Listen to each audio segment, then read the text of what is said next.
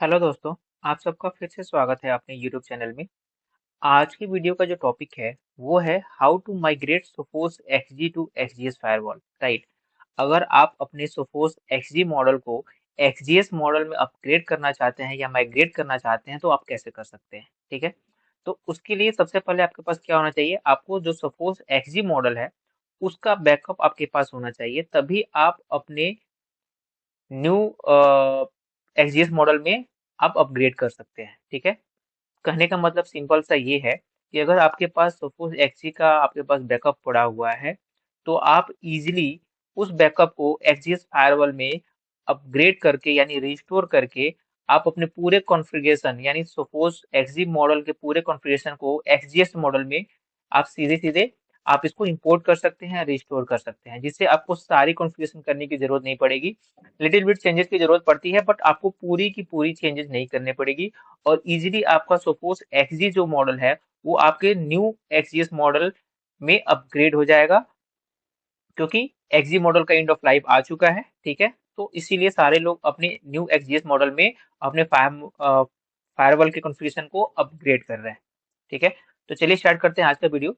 तो अभी क्या है कि मेरे पास ऑलरेडी अब मेरे एक्सजी मॉडल का बैकअप पड़ा हुआ है और मेरे पास एक एक्सजीएस मॉडल है डबल एट। राइट। एक्सजीएस मॉडल है डबल एट, उसमें मैं अपने पुराने फायरवॉल के बैकअप को जो एक्सजी मॉडल का है उसको अपग्रेड करके दिखाता हूँ, उसको माइग्रेट करके दिखाता हूँ आपको।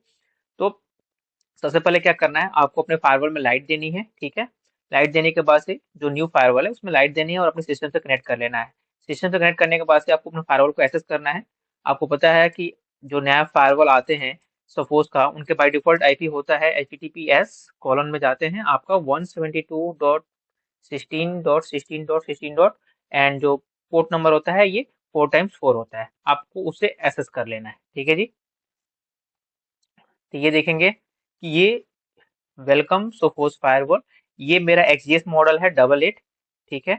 इसमें मैं अपने पुराने एक्सजी मॉडल के बैकअप को रिस्टोर करूंगा और उसे माइग्रेट करूंगा ताकि मुझे अपने नए फायरवॉल में सारी की सारी पुरानी कॉन्फ़िगरेशन मेरे इजीली आ जाए। ठीक है। आपको क्या करना है, यहाँ पे एक्सेप्ट करना है और इसको करना है स्टार्ट सेटअप। ठीक है।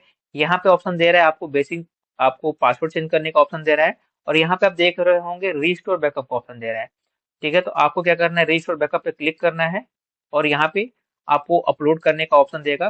तो मैं क्या कर रहा हूँ, अपलोड पे क्लिक करता हूँ और मेरे डेस्कटॉप पे ऑलरेडी बैकअप पड़ा हुआ है ये, इसको सिलेक्ट करता हूँ और इसको ओपन कर लेता हूँ। यहाँ पे इंक्रिप्शन की पासवर्ड, जब भी हम बैकअप कॉन्फ़िगर करते हैं तो वहाँ पे बाय डिफॉल्ट एक इंक्रिप्शन की पासवर्ड हमें डालना होता है, वो पासवर्ड आपको यहाँ पे इनपुट करना है। ठीक है। और इसको कर देना है अप्लाई पे क्लिक। अब चेक करते हैं, यहाँ पे आप देख रहे हैं कि incorrect backup password for invalid backup file. ठीक है। यानी जो मेरा बैकअप इंक्रिप्शन पासवर्ड है वो गलत है। तो यहाँ पे अब मैं अगेन रीटाइप कर लेता हूँ, क्योंकि जब तक आप सही पासवर्ड नहीं डालेंगे ये आपको रिस्टोर नहीं करने देगा।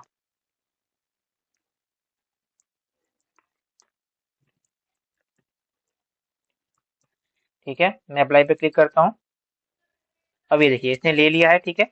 अब आपसे ये क्या कर रहा है, आपको कंटिन्यू का ऑप्शन बोल रहा है। अगर यहाँ पे आपको एडमिन का पासवर्ड सेट करना है तो वो भी आप सेट कर लीजिए और यहाँ पे आपको दिखा रहा है पासवर्ड लेंथ क्या होना चाहिए।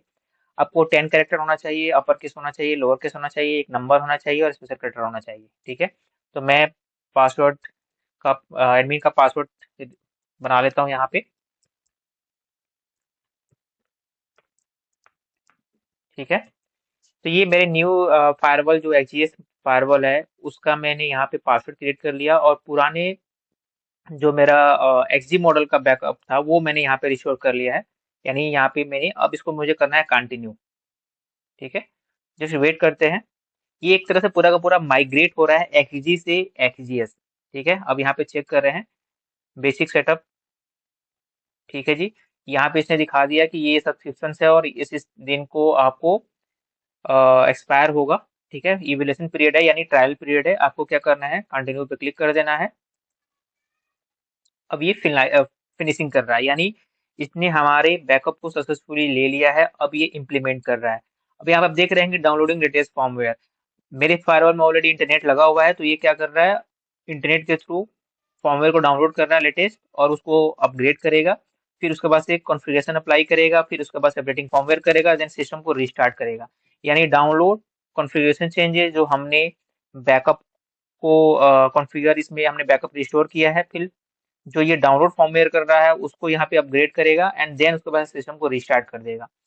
तो जब आप नए फायरवॉल, जब ये पेज रिफ्रेश होगा, जब आपके पास पोर्टल ओपन होगा तो आपको यहाँ पे आप देख रहे हैं कि हम 172.16.16.16 से हमने एक्सेस किया हुआ है। तो बेसिकली क्या है कि ये बाय डिफॉल्ट सोफोस का फायरवॉल का आईपी है, ठीक है। बट अब आपने यहाँ पे क्या किया है कि अपने पुरानी एक्सजी मॉडल के बैकअप का यहाँ पे रिस्टोर किया है, तो आपके अपने पुराने आईपी से जो आपने एक्सजी में आपने जो आईपी से एक्सेस करते हो, जो इंटरफेस पे आपने डाला है, वो सारी की सारी कॉन्फ़िगरेशन ऑटोमेटिक यहाँ पे आ जाएगी। तो आपको अब जब लॉगिन करना है तो अपने पुराने वाले आईपी से आपको यहाँ पे लॉगिन करना है, ठीक है। बट आपको जब तक ये पूरा का पूरा प्रोसेस कंप्लीट नहीं होता, आपको वेट करना है। ध्यान से आपको अपने फायरवॉल को फोर्सफुली बंद नहीं करना है या उसका पावर नहीं जाने देना है। ध्यान रहे कि आपके पास 24/7 का पावर हो। अगर ड्यूरिंग इस सिचुएशन में अगर आपका फायरवॉल रिस्टार्ट होता है तो आपका हार्डवेयर फेलियर होने का चांसेस ज़्यादा होता है ड्यूरिंग द फॉर्मवेयर अपग्रेड या फिर बैकअप रिस्टोर के टाइम पे, ठीक है। तो बस आपको वेट करना है कि जब तक आपका फॉर्मवेयर पूरा का पूरा डाउनलोड और अपग्रेड नहीं हो जाता और आपका बैकअप रिस्टोर होके आपका फायरवॉल रिस्टार्ट नहीं हो जाता, ठीक है। यहाँ पे ऑलरेडी प्रोसेस दिए हुए हैं, 4 प्रोसेस हैं।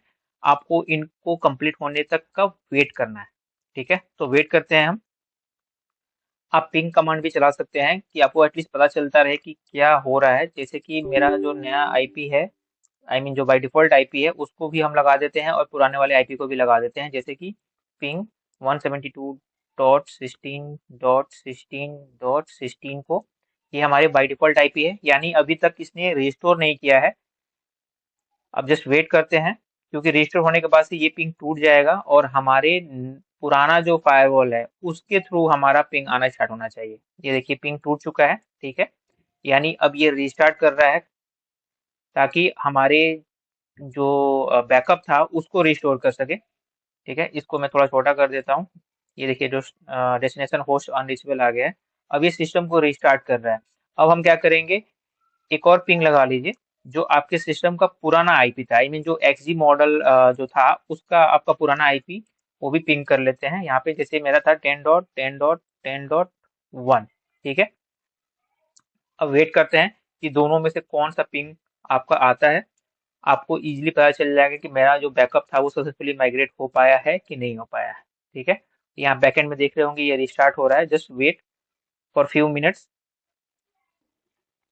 अब आप देखेंगे कि मेरा जो पुराना आईपी था, राइट, जो 10.10.1 था, उससे पिंग आना स्टार्ट हो चुका है। और यहाँ पे जो 172 बाय डिफॉल्ट जो आईपी थी, ये यानी ये यहाँ पे अभी रिक्वेस्ट टाइम आउट आ रहा है, यानी जो ये पेज था अब वो खत्म हो गया है। अब मेरा जो फायरवॉल का इंटरफेस है, जो पुराना फायरवॉल यानी जो मेरा एक्सी फायरवॉल था, उसकी आईपी यहाँ पे आप देख रहे होंगे पिंग होना स्टार्ट हो गया है। तो नॉर्मली अब हम क्या करेंगे कि अब अपने फायरवॉल को हम अपने पुराने आईपी से एक्सेस करने की कोशिश करेंगे।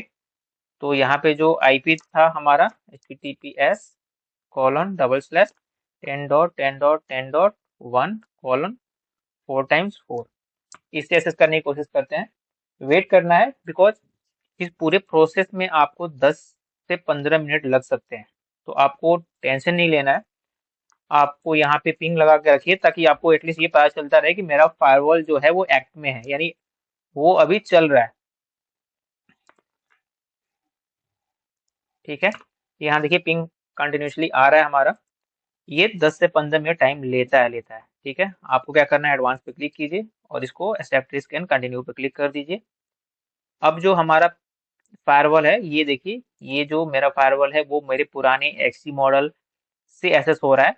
बट ये हमने सक्सेसफुली इसको माइग्रेट कर दिया है हमारे न्यू एक्सडीएस में। अब हम क्या करेंगे, जो हमने पासवर्ड सेट किया हुआ था अभी, उससे हम क्या करेंगे, लॉगिन करेंगे,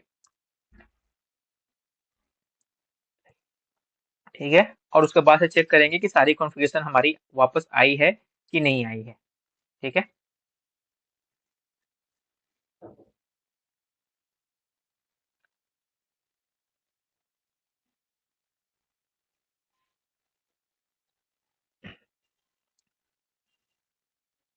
ये देखिए, जो भी हमारी कॉन्फ़िगरेशंस थी, वो अगर आप रूल की बात करें, ठीक है, रूल में देखिए सारे पुराने रूल वापस आ चुके हैं।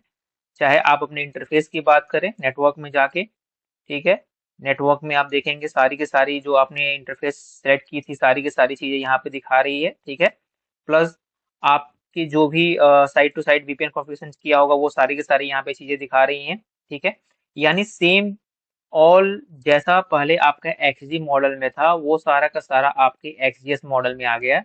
और ये आप देख सकते हैं कि जो एक्सजीएस मॉडल में 88 की बात कर रहा था, यहाँ पे आपको दिखा रहा है एक्सजीएस 88।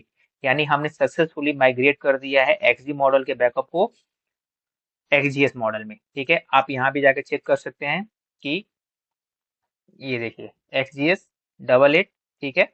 और जो एवोल्यूशन पीरियड हमने चलाया था, वो सारा का सारा एवोल्यूशन पीरियड यहाँ पे आपको दिख रहा है, ठीक है।